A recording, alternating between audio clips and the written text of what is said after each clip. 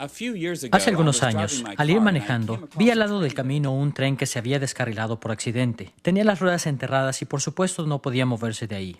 Cuando un tren se sale del camino para el cual fue diseñado, el resultado es un desastre. En el principio del tiempo, Dios trazó una vía o senda a seguir para su creación. Este camino llevaba a un gran y glorioso destino para la creación de Dios. Pero una y otra vez, los seres humanos hemos fracasado intentando seguir el camino de Dios para su creación. Hemos descarrilado al mundo y hemos terminado con un gran desastre.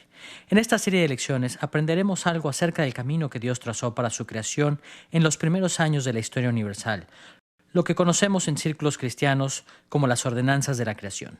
Vamos a explorar Génesis capítulos 1 al 11, que es lo que a veces llamamos historia primigenia. Estos capítulos de la Biblia nos ayudarán a ver el sorprendente camino que Dios quería que el pueblo de Israel siguiese bajo el liderazgo de Moisés. También nos mostrarán el camino que el pueblo de Dios debe seguir el día de hoy. Hemos titulado esta primera lección Un mundo perfecto, porque enfocaremos nuestra atención en Génesis del capítulo 1, versículo 1 al capítulo 2, versículo 3, que es el pasaje en el que Moisés describió por primera vez cómo el mundo que Dios hizo era un orden perfecto con el cual Dios estaba muy complacido. Como veremos, este mundo ideal anticipaba o presagiaba el destino hacia el cual Dios encaminó a Israel en los días de Moisés, que es el mismo destino hacia el cual Dios ha dirigido a todo su pueblo a lo largo de la historia. No solo nos muestra cómo eran las cosas en el principio, sino también cómo debería ser la vida hoy y cómo será nuestro mundo con toda certeza al final de nuestra era. Esta lección se divide en 4 partes. Primero, presentaremos una visión general de la historia primigenia de Génesis capítulos 1 al 11. Segundo, nos enfocaremos en Génesis capítulo 1, versículo 1 al capítulo 2, versículo 3, fijándonos primero en su estructura literaria. Tercero, investigaremos el significado original de esta porción de Génesis a la luz de su estructura. Y cuarto, buscaremos aplicaciones que sean válidas para nuestros días. Comencemos con un repaso general de toda la historia primigenia de Génesis 1 al 11. Nuestro acercamiento a Génesis capítulos 1 al 11 puede parecer un poco inusual al principio. Quizá deberíamos explicar primero nuestra estrategia básica. 3 ideas, por lo menos, guiarán nuestro estudio de esta parte de la Biblia. Primero, la inspiración de estos capítulos. Segundo, el trasfondo literario de estos capítulos. Y tercero, el propósito para el cual estos capítulos fueron escritos. En primer lugar, sostenemos con toda firmeza que toda la escritura ha sido inspirada por Dios, incluyendo los capítulos 1 al 11 de Génesis. Nuestro concepto evangélico de la inspiración nos recuerda 2 aspectos muy importantes de esta porción de Génesis. 1. Su confiabilidad. Y 2. Su diseño intencional. Afirmamos con toda firmeza y sin reservas la plena confiabilidad histórica de esta parte de la Biblia, por cuanto ha sido inspirada por Dios. Muchas cuestiones históricas han venido a ocupar un primer plano, y algunas de estas cuestiones no han sido del todo resueltas. No obstante, para nuestros propósitos será suficiente decir que la inspiración divina implica confiabilidad histórica. La intención de Moisés al escribir esta porción de Génesis era que sus lectores la recibieran como verdad histórica. Ahora bien, al igual que con toda la escritura, debemos interpretar estos pasajes cuidadosamente, de manera que no malinterpretemos sus dimensiones históricas. Queda claro, sin embargo, que otros escritores bíblicos y aún el Señor Jesús mismo creían en el relato de Génesis capítulos 1 al 11 como digno de toda confianza desde el punto de vista histórico. Estas lecciones se desarrollarán partiendo del entendido de que estos capítulos son registros verdaderos y confiables de lo que realmente sucedió en los tiempos primigenios. Creemos que la historia primigenia es verídica, pero también debemos recordar que Dios inspiró a Moisés para seleccionar y arreglar el contenido de estos capítulos conforme a un diseño particular. Veámoslo de este modo. Los capítulos 1 al 11 de Génesis cubren todo el periodo histórico entre la creación del mundo hasta los días de Abraham, quien vivió alrededor de los años 2000 a 1800 a.C. Es obvio que Moisés pasó por alto más detalles del mundo de aquella época de la historia que los que incluyó en estos 11 breves capítulos. Para entender los primeros 11 capítulos de Génesis, debemos darnos cuenta de esta selectividad, así como del arreglo de estos pasajes. En la medida en que nos demos cuenta de que la manera en que Moisés diseñó el relato de esta historia primigenia tenía una intención, podremos responder algunas preguntas muy importantes tales como ¿por qué inspiró Dios a Moisés para que incluyera tan poca información? ¿Por qué hizo Dios que Moisés ordenara los materiales escogidos en la manera en que lo hizo? Para entender por qué Moisés escribió de la manera en que lo hizo, debemos adentrarnos primero en el trasfondo de las tradiciones literarias que existían en su tiempo. Para nuestros propósitos, es muy importante entender la literatura del antiguo Medio Oriente. En primer lugar, por la extensa difusión y disponibilidad que había de otros relatos primigenios que estaban al alcance de Moisés, y segundo, porque Moisés de hecho interactuó con algunos de estos otros relatos primigenios. La investigación arqueológica ha demostrado que Moisés no fue el primero en escribir acerca de los orígenes del mundo. Por cuanto Dios inspiró a Moisés, podemos estar seguros de que este relato es cierto, pero Moisés escribió en una época en la que muchas naciones y grupos del Medio Oriente ya habían escrito múltiples mitos y épicas acerca de la historia de los orígenes. Algunos de estos textos antiguos son bien conocidos. Muchos han oído hablar de los relatos de Enuma Elish, o el relato babilónico de la creación, o la 11ª tableta del poema épico de Gilgamesh, o el relato babilónico del diluvio. Una variedad de relatos primigenios fueron escritos en Egipto y en Canaán. Estos y muchos otros documentos del antiguo mundo trataban sobre los orígenes y la historia primigenia del universo. No solo eso, sino que muchos de estos documentos del cercano Oriente estuvieron de hecho al alcance de Moisés en su juventud. Moisés fue educado en las cortes reales de Egipto y sus escritos indican que él conocía la literatura del mundo antiguo. Al escribir por inspiración divina su relato verídico del período primigenio, Moisés estaba consciente de la existencia de las demás tradiciones literarias del Medio Oriente. Ahora que sabemos que había otros relatos sobre los orígenes que estaban a la disposición de Moisés, podemos hacernos otra pregunta. ¿Cómo interactuó Moisés con los mitos y épicas de otras culturas? Como veremos a lo largo de esta serie de lecciones, Moisés interactuó con otras tradiciones sobre los orígenes tanto positiva como negativamente. Por un lado, Moisés escribió su historia de los primeros tiempos para contrarrestar la falsedad con la verdad. Debemos recordar siempre que los israelitas que Moisés estaba dirigiendo habían estado sometidos a toda clase de influencias paganas. Estaban tentados a creer que el mundo era el resultado de los esfuerzos y las luchas de muchos dioses. Una de dos, o bien rechazaban del todo la fe verdadera de sus patriarcas, o habían mezclado esta verdad con creencias religiosas de otras naciones. Moisés escribió su relato de los tiempos primigenios en gran medida para enseñar al pueblo de Dios lo que realmente había sucedido. Buscaba establecer la verdad del yahweísmo en contra de la falsedad de otras religiones. Al mismo tiempo, Moisés logró el aspecto negativo de su objetivo en que refutó los falsos mitos interactuando positivamente con las tradiciones literarias de su tiempo. Sus escritos son intencionalmente parecidos a otros escritos del antiguo Medio Oriente, de manera que él podía comunicar la verdad de Dios de tal forma que Israel podía entender. Aunque existen muchas similitudes entre el relato de Moisés y algunos otros textos importantes, la investigación arqueológica reciente ha mostrado una dramática similitud con una tradición literaria en particular. Un documento muy importante fue publicado en 1969 bajo el título Atrahasis, la historia babilónica del diluvio. No podemos estar seguros de qué tan antiguo es este documento, pero es importante para nosotros debido a que reúne en una historia muchas piezas que anteriormente habían sido conocidas solamente en forma separada. La épica de Atrahasis sigue una estructura tripartita básica. Comienza con la creación de la humanidad. La creación de la humanidad es seguida por un registro de la historia temprana de la humanidad, enfocándose especialmente en la corrupción del mundo debida a la raza humana. Finalmente, esta corrupción es rectificada por medio de un juicio, el diluvio, y con un nuevo orden en el mundo. Este patrón básico, creación, corrupción y nuevo orden producido por el diluvio, debería sonarnos familiar a quienes estudiamos la Biblia. Es el mismo patrón básico que siguió Moisés en los capítulos 1 al 11 del Génesis. Podemos estar seguros de que Moisés escribió acerca de la historia del mundo como realmente sucedió, pero también debemos recordar que él podía haber descrito esa historia de muchas maneras. Es significativo el que Moisés haya seguido un patrón similar a aquel seguido por lo menos por otra tradición literaria de las que conocemos del antiguo Medio Oriente. Esta porción de Génesis se divide en tres partes. Creación ideal. Génesis capítulo 1, versículo 1 al capítulo 2, versículo 3. Segundo, la corrupción del mundo debido al pecado de la humanidad. Génesis capítulo 2, versículos 4 al capítulo 6, versículo 8. Y el diluvio y el nuevo orden. Génesis capítulo 6, versículo 9 al capítulo 11, versículo 9.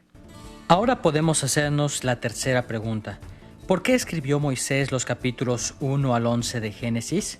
¿Qué era lo que quería comunicarle a Israel? A un nivel muy elemental, podemos estar seguros de que Moisés quería enseñar a Israel la verdad acerca del pasado. Quería que ellos supieran lo que Dios había hecho en los primeros años de la historia del mundo. Tal y como los mitos de otras naciones tenían el propósito de convencer a la gente de los puntos de vista presentados por esos mitos, Moisés buscaba convencer a Israel de la historicidad de su fe.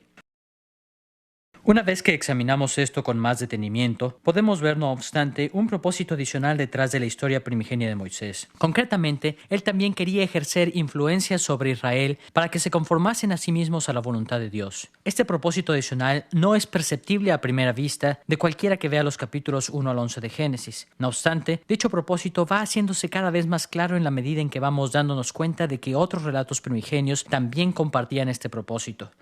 Antes de que podamos entender el propósito de los relatos primigenios, debemos darnos cuenta de que muchas culturas del antiguo Cercano Oriente creían que el universo estaba estructurado o diseñado de conformidad con una sabiduría cósmica sobrenatural. Era, por lo tanto, responsabilidad de toda persona en la sociedad, desde el emperador hasta el esclavo, conformarse en la mayor medida posible a este orden divino. ¿Qué tiene que ver esto con los mitos primigenios y las épicas del antiguo Cercano Oriente? Las culturas que rodeaban a Israel tenían relatos primigenios que hablaban acerca de eventos muy cercanos al principio del tiempo. Hacían esto para explicar las estructuras que los dioses habían erigido en el mundo en los tiempos antiguos. Sin embargo, el interés de sus tradiciones concernientes al mundo primigenio no se limitaba meramente a lo relativo a la historia primitiva del mundo. Estos relatos primigenios habían sido escritos para justificar los programas religiosos y sociales de estos tiempos. No debemos olvidar que los antiguos no pensaban como nosotros, particularmente por lo que se refiere a religión y sociedad. Generalmente, la gente moderna evalúa su religión desde un punto de vista emocional o científico.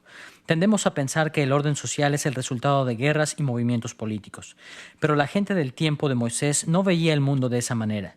En aquellos tiempos, los líderes políticos y religiosos creían que sus prácticas estaban arraigadas en el orden del cosmos, de manera que justificaban sus políticas apelando a las estructuras establecidas por los dioses en el principio. Escribían sus relatos primigenios para mostrar que sus prácticas estaban en armonía con la trama del universo. Como veremos en estas lecciones, Moisés escribió los capítulos 1 al 11 de Génesis por razones similares. Por otro lado, Moisés escribió su historia primigenia enfocándose explícitamente en la forma en que Jehová había creado y ordenado el mundo en los tiempos antiguos. Desde la creación hasta la Torre de Babel, Moisés estaba relatándole a Israel lo que había sucedido hacía mucho tiempo. Sin embargo, la razón por la que hacía esto no era un simple interés histórico. Al ir guiando a los israelitas desde Egipto hacia la tierra prometida, Moisés se enfrentó a muchos opositores que pensaban que él había llevado al pueblo de Israel por el camino equivocado. En respuesta a esta oposición, la historia primigenia demostraba que las políticas y metas de Moisés para Israel estaban de acuerdo con el verdadero diseño del universo. Consecuentemente, resistirse al programa de Moisés era resistirse a las ordenanzas de Dios. En su registro de la creación ideal, Génesis capítulo 1, versículo 1 al capítulo 2, versículo 3, Moisés mostraba que Israel estaba en efecto moviéndose en la dirección del ideal de Dios al ir hacia Canaán. En su registro de la corrupción del mundo, en Génesis capítulo 2, versículo 4 al capítulo 6, versículo 8, Moisés mostró cómo Egipto era un lugar de corrupción y penalidades, resultado de la maldición de Dios sobre el pecado. Finalmente, en su registro del diluvio y del nuevo orden resultante, en Génesis capítulo 6, versículo 9 al capítulo 11, versículo 9, Moisés mostró a Israel que los estaba llevando a un nuevo orden lleno de bendiciones, tal y como Noé antes que él había traído un nuevo orden y bendiciones al mundo. Estos hechos primigenios justificaban plenamente la visión de Moisés para el futuro de Israel. Si Moisés podía convencer a Israel de estas verdades, entonces los fieles de Israel se alejarían de Egipto y tomarían la tierra de Canaán como su herencia divina.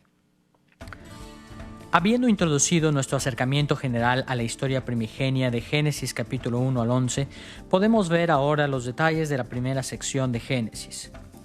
El mundo ideal de Dios descrito en Génesis capítulo 1, versículo 1 al capítulo 2, versículo 3. Lo primero que viene a la mente de muchos evangélicos cuando hablamos de los primeros capítulos de la Biblia son todas las controversias que existen en torno a su interpretación. ¿Creó Dios el mundo en 6 días ordinarios? ¿Eran los días de Génesis capítulo 1 grandes épocas o eras? ¿O es acaso Génesis capítulo 1 una celebración, digamos, poética, no histórica, de la actividad creadora de Dios? Todas estas posiciones son aceptables dentro de los círculos evangélicos, aunque mi propia posición es que Génesis capítulo 1 enseña que Dios hizo al mundo como lo conocemos en 6 días ordinarios. No todos los cristianos que creen en la Biblia sostienen esta postura. Sin embargo, al acercarnos a las primeras páginas de Génesis en nuestras lecciones, nuestro interés no se centra tanto en este tipo de cuestiones históricas. Nuestro interés se refiere más a cuestiones literarias. Nos interesa más saber cómo y por qué Moisés escribió este capítulo, qué estructuras literarias aparecen en este pasaje y cómo es que estas estructuras nos ayudan a entender el propósito de Moisés. Debemos comenzar notando que este pasaje tiene 3 grandes segmentos: un principio, un medio y un final. El relato de creación que Moisés escribió comienza con los versículos 1 al 2 del capítulo 1. Podemos resumir el contenido de estos versículos como el tenebroso mundo caótico. Los versículos 3 al 31 del capítulo 1 forman la sección media de este material, la cual contiene los llamados 6 días de creación, durante los cuales Dios puso orden en la creación, o 6 días poniendo orden. Finalmente, en el capítulo 2, versículo 1 al 3, tenemos el Sabbat o día de reposo, al que nos referiremos aquí como el mundo ideal. Primero exploraremos las 3 porciones de esta estructura en esta lección, comenzando con el tenebroso mundo caótico. En segundo lugar, investigaremos la última sección, la cual tiene que ver con el mundo ideal. Y finalmente, exploraremos los 6 días en que Dios puso orden.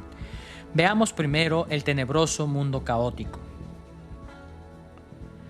Al revisar la primera porción del capítulo 1 de Génesis, observamos una importante tensión dramática entre el caos que cubre la tierra y el Espíritu de Dios. Los versículos 1 y 2 del capítulo 1 preparan el escenario mediante el título dado en el versículo 1, así como mediante la descripción que el versículo 2 da de la condición inicial del mundo. Escuchemos cómo lo planteó Moisés en el capítulo 1, versículo 2. Y la tierra estaba desordenada y vacía, y las tinieblas estaban sobre la faz del abismo, y el Espíritu de Dios se movía sobre la faz de las aguas. Este versículo introduce la tensión dramática que fluye a lo largo de todo este capítulo. Por un lado, tenemos que el mundo está desordenado y vacío, o como se dice en hebreo, tohu va-bohu. Esta expresión no ocurre tan frecuentemente en la Biblia como para saber con precisión qué significa. Pero muchos estudiosos creen que significa que el mundo era inhabitable, hostil a la vida humana, muy parecido a la manera en que un lugar desolado, un desierto o un yermo es inhóspito para la vida humana. Así que al principio de este pasaje vemos que un abismo inhabitable, tenebroso, primitivo y caótico cubría toda la tierra. El otro extremo, que crea la tensión dramática, aparece también en el versículo 2 del capítulo 1. Moisés escribió que el Espíritu de Dios se movía sobre la faz de las aguas. El término hebreo utilizado aquí es merah jefet, que significa sobrevolando alrededor del caos. En efecto, Dios estaba listo para entrar en acción a fin de remediar el caos que cubría la tierra. Esta tensión dramática inicial suscita varias preguntas. ¿Qué hará el Espíritu de Dios? ¿Qué sucederá con el caos? Teniendo en mente esta tensión dramática inicial en los primeros versículos, podemos entonces apreciar la resolución de la misma en la sección final del relato de creación de Moisés, el mundo ideal en Génesis capítulo 2, versículos 1 al 3. La estructura de esta sección es muy sencilla. Comienza en el capítulo 2, versículo 1, resumiendo en un enunciado que Dios acabó su obra de creación, y concluye en el capítulo 2, versículos 2 y 3, diciéndonos que Dios reposó de toda su obra. En Génesis capítulo 2, versículos 2 al 3, leemos estas palabras. Y acabó Dios en el día séptimo la obra que hizo, y reposó el día séptimo de toda la obra que hizo, y bendijo Dios al día séptimo y lo santificó. Cuando Moisés describió a Dios asumiendo el reposo sabático, otorgando una bendición especial a ese día y haciéndolo santo. Lo que estaba haciendo era declarar que había sido resuelta la tensión existente entre el caos y el Espíritu de Dios que había sobrevolado dicho caos. Dios había subyugado a la oscuridad, había dominado al abismo caótico y se deleitaba en el mundo ideal que había ordenado. La historia de la creación concluye con esta visión placentera y apacible de un universo en perfecta armonía. Ahora que hemos visto cómo comienza y termina el relato de creación, veamos la porción media de este pasaje, la cual describe cómo fue resuelta la tensión entre el mundo caótico y el Espíritu de Dios que lo sobrevolaba. Este pasaje enseña que Dios subyugó el caos ordenando el mundo conforme a un plan maravilloso de 6 días descrito en los versículos 3 al 31 del capítulo 1 de Génesis. El foco de atención de este material se hace manifiesto cuando leemos repetidamente que Moisés introduce acciones con la frase «y dijo Dios». Esto se debe a que Dios es el personaje principal de este material y su poderosa palabra es el centro de atención de estos versículos. La mera palabra de Dios puso un orden magnífico en el mundo. A diferencia de muchos de los dioses mitológicos de otras culturas, el Dios de Israel no enfrentó dificultades o luchas al crear. Dios simplemente habló y el mundo fue debidamente ordenado. Más aún, el orden establecido por Dios mediante su palabra manifestaba su poderosa sabiduría. Dios ordenó el mundo de la mejor manera conforme a su sabiduría. Muchos intérpretes han reconocido que los días en que Dios puso orden a la creación se dividen en 2 conjuntos de 3 días, los días 1 al 3 y los días 4 al 6. La relación entre estos 2 conjuntos de días ha sido descrita de muchas maneras y existen múltiples interconexiones. Una forma útil de introducirnos a estos patrones es partiendo de la descripción de la tierra en Génesis capítulo 1, versículo 2. Recordemos que Moisés dijo que la tierra estaba tohu vavohu, o desordenada y vacía. Estos términos pueden ser usados para explicar lo significativo de los 2 conjuntos de 3 días. Por un lado, durante los 3 primeros días, Dios se ocupó del hecho de que la tierra estaba desordenada o sin forma, es decir, que Dios dio forma a su creación al separar un área de otra y al formar esferas o dominios dentro de su creación. Por otro lado, durante los 3 últimos días, Dios se ocupó del hecho de que el mundo caótico estaba vacío o sin contenido. La solución de Dios fue llenar los diversos dominios que había creado con habitantes. Pensemos acerca de los 3 primeros días. En el día primero, Dios separó el dominio del día del de la noche. Aún antes de que hubiera sol, Dios hizo que la luz brillara en la oscuridad, en el tenebroso mundo caótico. En el día segundo, Dios separó el área de las aguas debajo y el de las aguas que están por encima de la tierra, extendiendo un firmamento o domo por encima de la tierra. Esta acción divina causó lo que ahora llamamos la atmósfera de nuestro planeta, separando las aguas en la tierra de la humedad arriba en el cielo. En el día tercero, Dios separó el territorio correspondiente a la tierra seca de los mares. Los océanos fueron acumulados en ciertas regiones del planeta y apareció la tierra seca. La vegetación comenzó a crecer en la tierra seca. Así fue como Dios dio forma a un mundo desordenado en los 3 primeros días. Erigió los dominios de la luz y las tinieblas, el cielo separando las aguas de arriba de las aguas de abajo y la tierra seca. De acuerdo con el registro de Moisés, una vez que Dios se ocupó de la falta de forma de la tierra, creando dominios durante estos 3 primeros días, se ocupó entonces de la vacuidad de la tierra en los 3 últimos días, poniendo habitantes en estos dominios. En el día cuarto, Dios puso el sol, la luna y las estrellas en los cielos para llenar los dominios de la luz y las tinieblas que había formado en el primer día. Estos cuerpos celestes fueron puestos en el cielo para enseñorear o regir al día y a la noche y para mantenerlos separados. En el día quinto, Dios puso las aves en los aires y las criaturas marinas en los océanos. Estos habitantes llenaron los dominios de las aguas arriba y las aguas debajo, los cuales habían sido formados en el segundo día. Finalmente, en el día sexto, Dios puso a los animales y a la humanidad en la tierra seca. Estos habitantes llenaron el dominio de la tierra seca, el cual Dios había hecho emerger del mar en el tercer día. Moisés agrupó a la totalidad de la creación dentro de estos dominios. En una palabra, durante esos 6 días, Dios estuvo poniendo un orden espléndido al mundo caótico en tinieblas. Su obra fue tan maravillosa que 6 veces dice que lo que había hecho era bueno. Y de una vez que puso a la humanidad para vivir en la tierra seca, dice que eso era bueno en gran manera. Moisés dejó muy claro el que Dios estaba maravillosamente complacido con lo que había hecho. Así vemos que Génesis capítulo 1, versículo 1 al capítulo 2, versículo 3 tiene una compleja estructura con una intención muy marcada. El pasaje comienza con el mundo en caos y con Dios a punto de actuar sobre el mismo.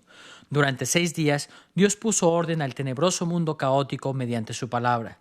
Consecuentemente, en el 7º día, Dios se deleitó en el orden ideal que había traído al mundo y gozó en su reposo sabático.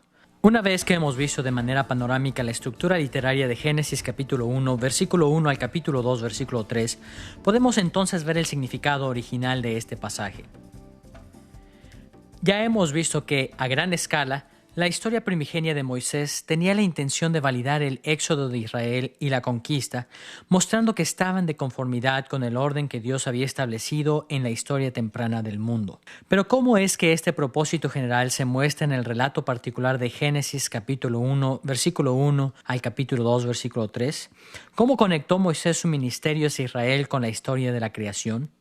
Exploraremos cómo fue que Moisés hizo esto, viendo de nuevo las 3 partes principales de Génesis capítulo 1, versículo 1 al capítulo 2, versículo 3. Primero veremos el tenebroso mundo caótico. Luego nos iremos hasta la última sección del mundo idealmente ordenado y finalmente regresaremos a la porción media del pasaje en el que Dios ordena el mundo. Veamos primero los versículos 1 y 2 del capítulo 1, el tenebroso mundo caótico. Para nuestros propósitos, el rasgo distintivo más importante de estos 2 versículos de Génesis es la tensión dramática introducida en el versículo 2 y su descripción. Moisés describe la tensión dramática entre el mundo caótico y el Espíritu Santo de manera tal que queda claro que no está escribiendo solamente acerca de la creación, sino también del éxodo de Israel. Por un lado, recordemos que en Génesis capítulo 1, versículo 2, Moisés describe a la tierra como desordenada o carente de forma. Por otro lado, describe al Espíritu de Dios sobrevolando o moviéndose por encima. Cuando vemos otro pasaje en el que Moisés alude a este cuadro dramático de Génesis, podemos entender cuán significativa es esta escena. En Deuteronomio capítulo 32, versículos 10 al 12, Moisés usó la terminología de Génesis capítulo 1, versículo 2 para llamar especial atención a la conexión entre el éxodo de Israel y el relato de la creación. Escuchemos lo que dice en estos versículos. Jehová le halló en tierra de desierto y en yermo de horrible soledad. Lo trajo alrededor, lo instruyó, lo guardó como a la niña de su ojo. Como el águila que excita su nidada, revolotea sobre sus pollos, extiende sus alas, los toma, los lleva sobre sus plumas. Jehová solo le guió, y con él no hubo Dios extraño. Estos versículos son importantes porque de todos sus escritos, este es el único lugar en donde Moisés volvió a usar los términos que traducimos desordenada y se movía sobre. En el versículo 10, el término traducido como yermo es la palabra hebrea tohu, que aparece en Génesis capítulo 1, versículo 2 como desordenada. También, el término traducido como revolotea en el versículo 11 es la palabra hebrea merah jafet, que se usa en Génesis capítulo 1, versículo 1, que habla del Espíritu de Dios que se movía sobre la faz de las aguas. Moisés puso esos términos uno con otro en Deuteronomio 32 a fin de conectar sólidamente dicho capítulo con Génesis capítulo 1, versículo 2. Pero ¿cómo es que el uso de estos términos establece esta conexión? ¿Cuál es el significado de las palabras yermo y revolotear en Deuteronomio 32, versículos 10 al 12? En primer lugar, Moisés aplicó el término yermo a Egipto. En el capítulo 32, versículo 10 leemos: Jehová le halló en tierra de desierto y en yermo de horrible soledad. En segundo lugar, Moisés usó el término revolotear para referirse a la presencia de Dios con Israel. Moisés puso esos términos uno con otro en Deuteronomio 32 a fin de conectar sólidamente dicho capítulo con Génesis capítulo 1, versículo 2. Pero ¿cómo es que el uso de estos términos establece esta conexión? ¿Cuál es el significado de las palabras yermo y revolotear en Deuteronomio 32, versículos 10 al 12? En primer lugar, Moisés aplicó el término yermo a Egipto. En el capítulo 32, versículo 10 leemos: Jehová le halló en tierra de desierto y en yermo de horrible soledad. En segundo lugar, Moisés usó el término revolotear para referirse a la presencia de Dios con Israel. probablemente en la columna de nube y en la columna de fuego, al ir dirigiendo a la nación hacia la tierra prometida. En el capítulo 32, versículo 11, leemos lo siguiente: «Lo guardó como a la niña de su ojo, como el águila que excita su nidada revolotea sobre sus pollos». Es así como podemos ver que los versículos 10 y 11 de Deuteronomio 32 son el comentario que Moisés hace sobre su propia obra en Génesis capítulo 1, versículo 2. Ello nos proporciona un mejor entendimiento de las intenciones de Moisés al escribir el capítulo 1 de Génesis. Deuteronomio capítulo 32 nos ayuda a comprender cómo Moisés veía una situación paralela entre la creación y la liberación de Israel de manos de Egipto. Moisés estaba diciéndoles a sus lectores que tanto la creación como la liberación de Israel del cautiverio en Egipto involucraban mundos caóticos e inhabitables. También les decía que Dios se movía en el caótico mundo primigenio de la misma forma en que revoloteaba sobre Israel cuando lo liberó de Egipto. A partir de estos paralelos entre la creación y el Éxodo, podemos ver que Moisés escribió acerca del tenebroso mundo caótico, no meramente para decirle a Israel acerca de la creación, sino para presentar la obra de Dios en la creación también como un prototipo, un patrón, un paradigma que explicaba lo que Dios estaba haciendo en favor de la nación de Israel en su tiempo. Cuando Moisés escribió acerca de la obra original en la creación, lo hizo con el fin de mostrar a sus lectores que no habían cometido un error al salir de Egipto para seguirlo. Por el contrario, el relato de la creación demostraba cómo su liberación de Egipto, yendo a la porción final del relato de creación, el mundo ideal en perfecto orden en Génesis capítulo 2, versículos 1 al 3. Recordemos que la historia de la creación termina cuando Dios entra en su reposo. El término hebreo para reposo en Génesis capítulo 2, versículo 2 es Shabbat, o como nosotros decimos, Sabbat, sábado o día de reposo. Esta terminología conecta la historia de la creación con el éxodo de Israel de una manera adicional. Moisés y los israelitas usaban el término Shabbat principalmente para referirse a las ordenanzas sabáticas para la observancia de los días de reposo, los cuales debían disfrutar de conformidad con la ley de Moisés. De hecho, en el listado de los 10 mandamientos en Éxodo capítulo 20, Moisés explicó que Israel debía observar el Sabbat en virtud de lo que Dios había hecho en Génesis capítulo 2. Acuérdate del día de reposo para santificarlo, porque en 6 días hizo Jehová los cielos y la tierra, el mar y todas las cosas que en ellos hay, y reposó en el séptimo día. Cuando Israel escuchó en Génesis que Dios había reposado en el séptimo día, no podían evitar relacionar el relato de Génesis con sus propias ordenanzas sabáticas y con los 10 mandamientos. Aunque los israelitas guardaban el sábado en cierta medida en el desierto, es importante que nos demos cuenta de que la observancia del día de reposo en su plenitud solo podía llevarse a cabo en la tierra prometida. Los israelitas tenían que guardar un día de reposo semanal, como lo encontramos escrito en Éxodo capítulo 20, versículos 8 al 11. Pero también tenían que guardar otros días santos o sabbats. Por ejemplo, de Levítico capítulo 25, aprendemos que también debían observar cada séptimo año como un año de reposo o sabbat, dejando la tierra sin cultivar. También, cada 50º año, Israel debía guardar el gran año del jubileo, en el cual todas las deudas eran perdonadas y todas las familias debían regresar a sus lugares y heredades de origen. Conforme a la ley de Moisés, la plenitud de la adoración a Dios mediante la observancia del Sabbat era mucho más compleja que cualquiera otra de las ordenanzas que los israelitas observaban durante su deambular por el desierto. Puesto que la plena observancia del Sabbat solo podía llevarse a cabo cuando Israel entrara en la tierra prometida, frecuentemente Moisés hablaba de Canaán como tierra de reposo o el lugar de reposo, usando los términos hebreos Nabaj o Menuhá, los cuales están estrechamente relacionados con Shabbat. En varios lugares, Moisés describe a la tierra prometida como el lugar de reposo de Israel, en donde la nación finalmente observaría la adoración en la forma requerida por la ley de Moisés.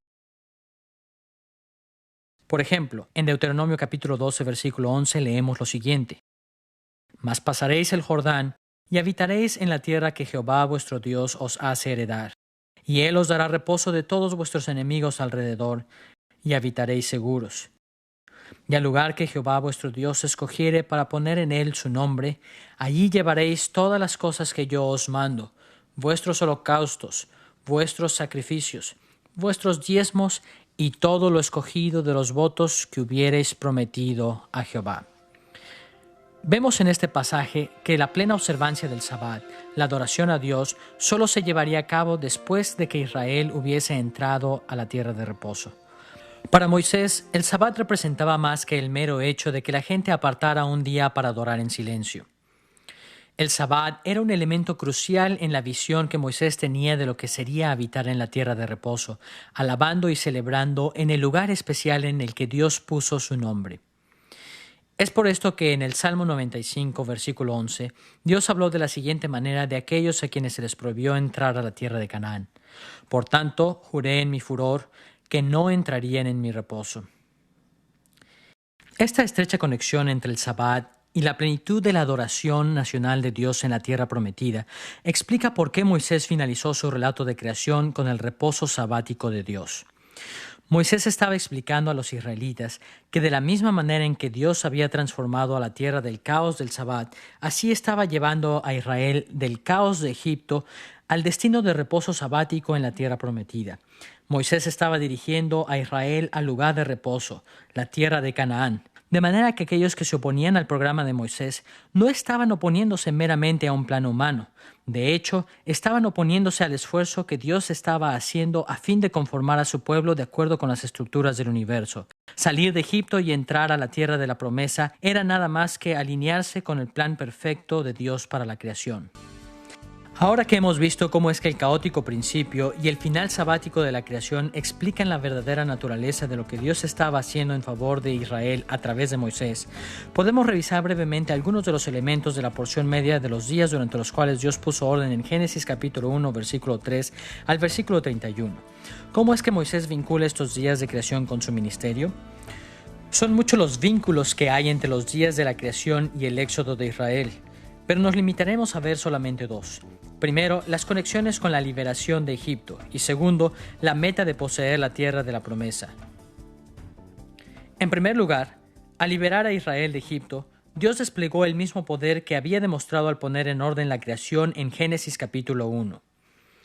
Por un lado, Dios revirtió el orden establecido en la creación al enviar plagas sobre los egipcios.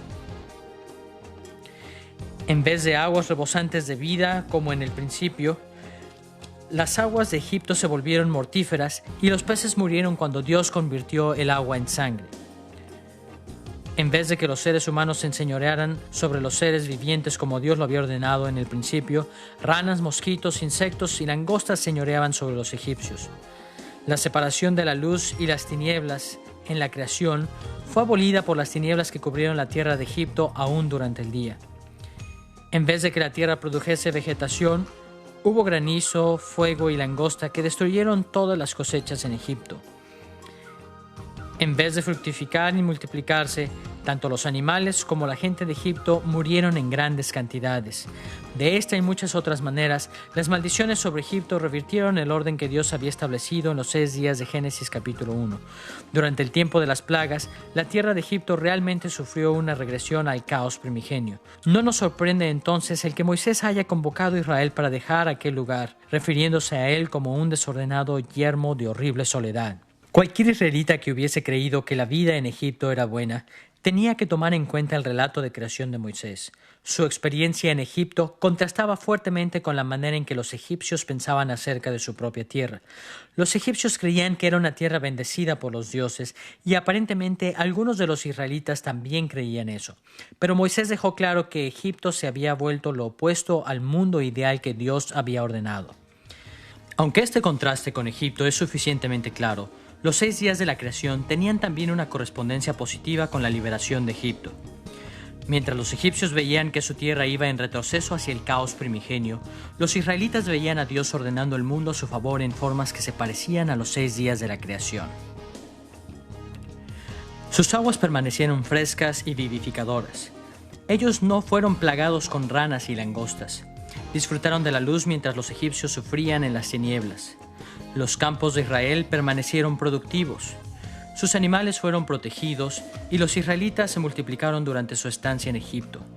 Más aún, en una impresionante demostración dramática de su control sobre la creación, Dios contuvo al Mar Rojo e hizo aparecer tierra seca ante Israel, tal y como había aparecido en el 3er día de la creación.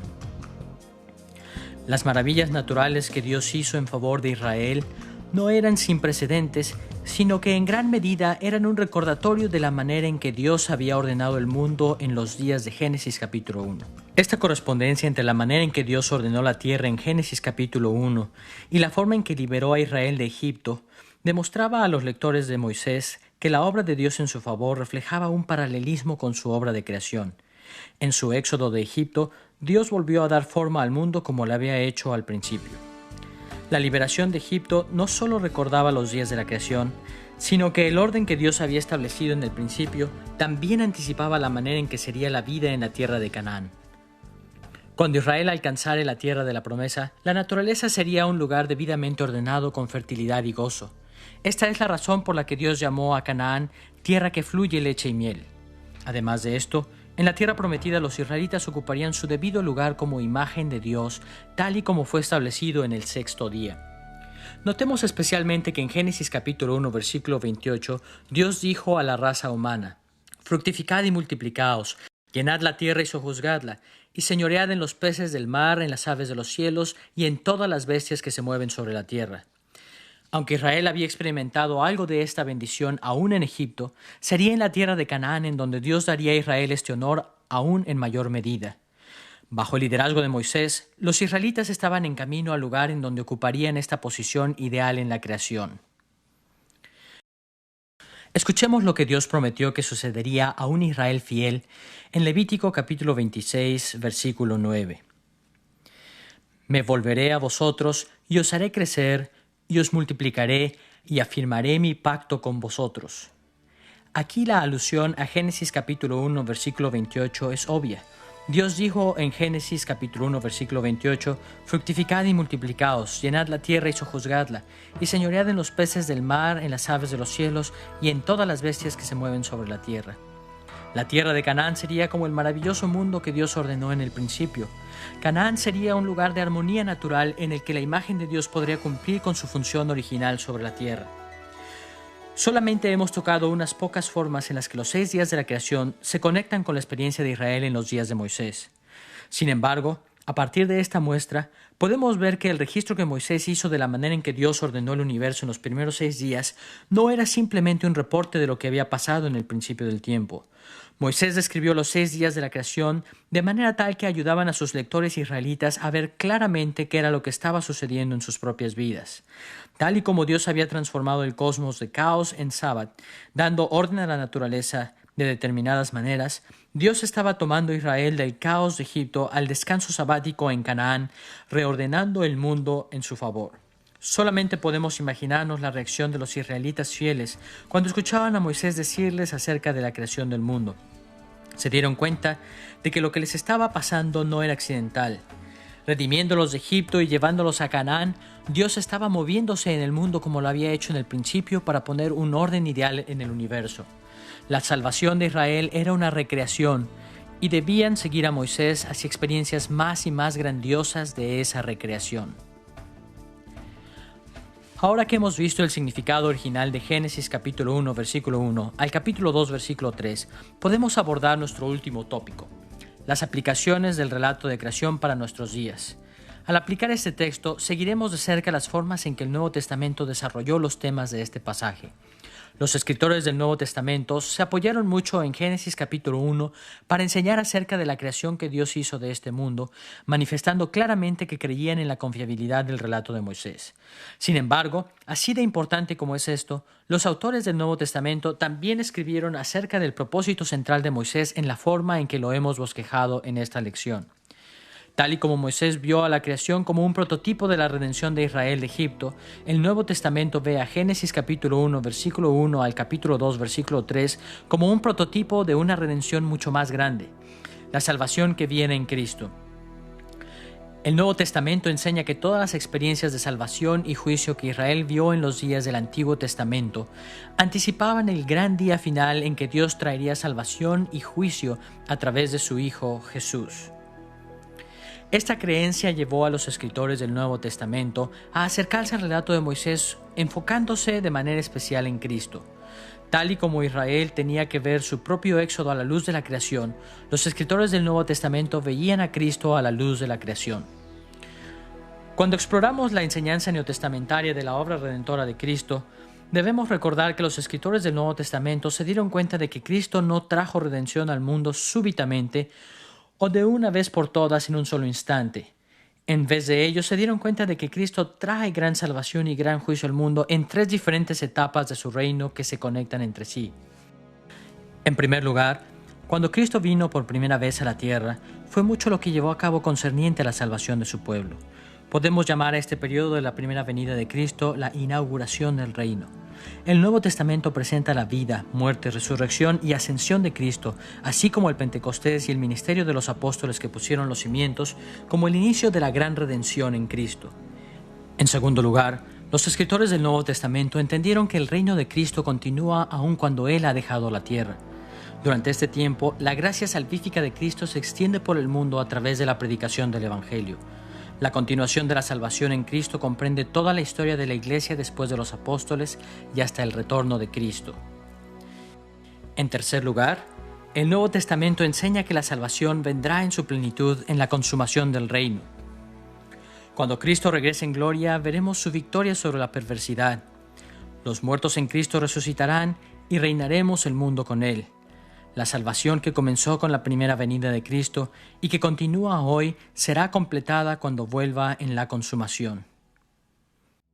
Estas tres etapas del reino de Cristo son tan importantes para entender la forma en que los escritores neotestamentarios escribieron acerca del relato de creación que debemos revisar cada una por separado.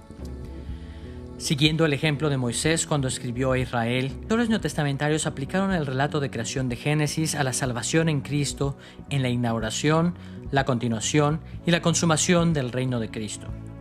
Revisemos primero la inauguración del reino. ¿Cómo es que el Nuevo Testamento usa la creación como una lente para interpretar la inauguración del reino de Cristo? En varias ocasiones el Nuevo Testamento habla de la primera venida de Cristo como la obra de Dios en la recreación del cosmos. Consideremos en primer lugar las palabras de apertura del Evangelio según San Juan.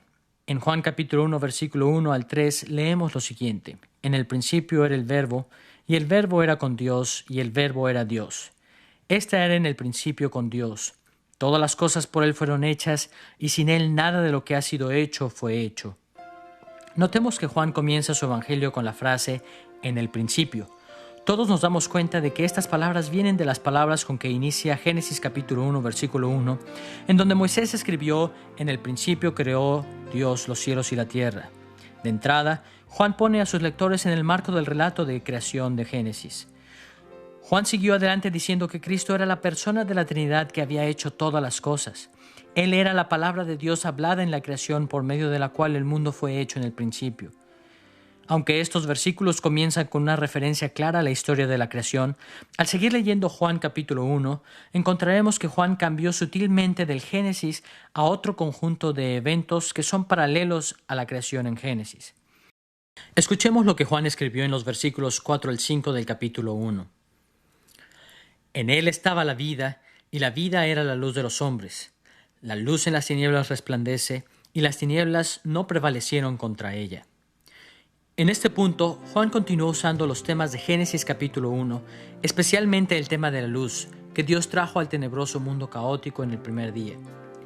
No obstante, en lugar de hablar simplemente de Jesús como la luz de Génesis capítulo 1, Juan hizo referencia a la encarnación de Cristo como la luz que resplandece en las tinieblas del mundo causadas por el pecado.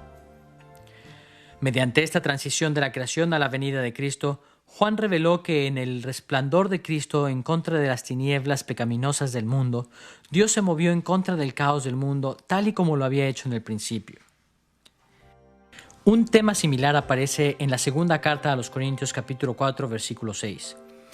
Allí, Pablo explica la gloria de su ministerio de esta manera. Porque Dios, que mandó que de las tinieblas resplandeciese la luz, es el que resplandeció en nuestros corazones para iluminación del conocimiento de la gloria de Dios en la faz de Jesucristo. Aquí Pablo hizo referencia directamente a Génesis capítulo 1 en las palabras Dios que mandó que de las tinieblas resplandeciese la luz. Primero se enfocó en el orden original de la creación con la aparición de la luz, pero luego atrajo la atención hacia un paralelo importante con la historia de la creación. Dios también resplandeció en nuestros corazones cuando la gloria de Dios fue vista en la faz de Jesucristo. El apóstol dijo que la inauguración del reino de Cristo, cuando la faz de Cristo podía ser vista en la tierra, podía ser mejor entendida relacionándola con el prototipo de la obra creadora de Dios en el principio. La misma gloria que Dios manifestó en la aparición de la luz en el principio, también fue revelada en la primera venida de Cristo a este mundo de tinieblas. A partir de estos dos pasajes, encontramos un elemento esencial en el acercamiento cristiano al relato de creación de Moisés. Los seguidores de Cristo encuentran en Génesis capítulo 1 un retrato, una anticipación de lo que Dios hizo en la primera venida de Cristo, es decir, la inauguración del reino. En gran medida, nosotros enfrentamos la clase de tentación que enfrentaron los israelitas que seguían a Moisés. Dios hizo algo maravilloso cuando Cristo vino por primera vez a este mundo, tal y como lo hizo cuando libertó a Israel de manos de Egipto. Sin embargo, con frecuencia erramos al no darnos cuenta de la magnificencia de la obra de Dios en Cristo hace 2000 años. Desde un punto de vista meramente humano y desinformado, la vida de Cristo no parece muy importante. Puede ser fácilmente desechada como uno de muchos otros eventos insignificantes que ocurrieron en aquellos tiempos. Cuando nos vemos tentados a pensar de esta manera acerca de Cristo, debemos recordar la perspectiva del Nuevo Testamento. La aparición de Cristo en la tierra fue el principio de la obra final mediante la cual Dios pondrá orden en el mundo. Dios estaba liberando al mundo de las tinieblas caóticas del pecado y de la muerte. La primera venida de Cristo comenzó el proceso mediante el cual Dios hará de su gran creación un lugar maravilloso y vivificador por la eternidad para Él y para su imagen, para morar en gloria por siempre. Hacemos bien en colocar en Él nuestra fe y en Él solamente.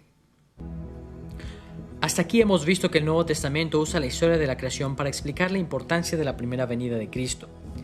Ahora podemos ver que el Nuevo Testamento también considera la continuación del reino, es decir, el periodo entre la primera y la segunda venida de Cristo, como una recreación. Un pasaje familiar que ilustra esta perspectiva es la segunda epístola a los Corintios capítulo 5 versículo 17. De modo que si alguno está en Cristo, nueva criatura es. Las cosas viejas pasaron, he aquí todas son hechas nuevas. La revisión 1960 de la versión Reina Valera traduce este versículo diciendo que cuando una persona está en Cristo es una nueva criatura. Esta traducción es desafortunada, pues no comunica debidamente la alusión que Pablo hace al relato de creación de Génesis capítulo 1. La expresión griega es ktisis, la cual se traduce más apropiadamente como creación, no criatura. De hecho, esta porción del pasaje podría ser traducida de la siguiente manera: hay una nueva creación. El concepto de Pablo parece ser que cuando la gente viene a Cristo con fe salvífica, se vuelven parte de un nuevo ámbito, un nuevo mundo, una nueva creación. A la luz de lo anterior, podemos ver que durante la continuación del reino, cualquiera que pone su fe en Cristo experimenta una nueva creación. En este sentido, el relato de creación de Génesis se convierte en una forma de entender apropiadamente lo que sucede a todo aquel que escucha, cree y sigue a Cristo. Conforme vamos volviéndonos parte de la nueva creación de Dios, comenzamos a disfrutar la maravilla del orden ideal de Dios para el mundo. Por esta razón, no es sorprendente que Pablo también haya descrito el proceso de la salvación de una persona de otra manera que también apuntaba hacia el relato de creación de Génesis. En Colosenses capítulo 3 versículos 9 al 10 leemos lo siguiente: habiéndoos despojado del viejo hombre con sus hechos y revestido del nuevo, el cual conforme a la imagen del que lo creó se va renovando hasta el conocimiento pleno. En este pasaje, el apóstol describe lo que sucede a los seguidores de Cristo en términos tomados de Génesis capítulo 1. Conforme a la imagen del que nos creó, vamos renovándonos. Por supuesto que Pablo estaba haciendo referencia a Génesis capítulo 1 versículo 27, en donde Moisés escribió que el mundo ideal de Dios incluía a Adán y a Eva, quienes fueron creados a imagen de Dios. Durante la continuación del reino de Cristo, encontramos que constantemente somos renovados en un proceso que se extiende a lo largo de toda una vida, mediante el cual vamos recuperando la condición que nuestros primeros padres tenían como imágenes de Dios. Estos dos pasajes demuestran que el Nuevo Testamento usó el relato de creación de Moisés como un punto de referencia para entender la obra de Cristo, no solo en la inauguración del reino, sino también en su continuación. Por supuesto que los escritores neotestamentarios tomaron los temas de la historia de creación de Moisés y los llevaron a su punto final. No solamente vieron la primera venida de Cristo como el principio de una nueva creación y la continuación del reino como un tiempo en el que las personas en lo individual disfrutarían de los efectos de la nueva creación en sus vidas, sino que también aplicaron los temas de creación a la etapa final de la obra de Cristo, la consumación del reino. Por lo menos dos pasajes en el Nuevo Testamento destacan a este respecto. Primero, El pasaje de Hebreos capítulo 4 versículos 4 al 11 se refiere al retorno de Cristo en términos tomados del relato de la creación. Porque en cierto lugar dijo así del séptimo día: y reposó Dios de todas sus obras en el séptimo día. Por tanto, queda un reposo para el pueblo de Dios, porque el que ha entrado en su reposo también ha reposado de sus obras, como Dios de las suyas. Procuremos pues entrar en aquel reposo. Tal y como Moisés usó el día de reposo de Dios en Génesis capítulo 2 versículos 2 y 3 para estimular a Israel rumbo a Canaán, la tierra de reposo, el escritor de Hebreos vio el Sabbat de Dios como un prototipo ideal de la redención última que experimentaremos cuando Cristo vuelva. De la misma manera en que Dios ordenó idealmente el mundo en el principio, y eso trajo como consecuencia gozo sabático, cuando Cristo regrese en gloria, Él reordenará el mundo y dará a su pueblo el gozo del descanso sabático final. Mientras anhelamos ese día, se nos dice que debemos procurar entrar en aquel reposo, el cual vendrá cuando Cristo vuelva. Finalmente, uno de los pasajes más magnificentes que identifican la segunda venida de Cristo en términos del relato de creación de Moisés es Apocalipsis capítulo 21, versículo 1. Escuchemos la manera en que Juan aplicó los temas de creación al retorno de Cristo. Vi un cielo nuevo y una tierra nueva, porque el primer cielo y la primera tierra pasaron, y el mar ya no existía más. Juan habló de un cielo nuevo y una tierra nueva. Esta frase nos recuerda a Génesis capítulo 1, versículo 1, en donde se registra que Dios creó los cielos y la tierra. Más aún, Juan dijo que en este nuevo mundo no existiría más el mar.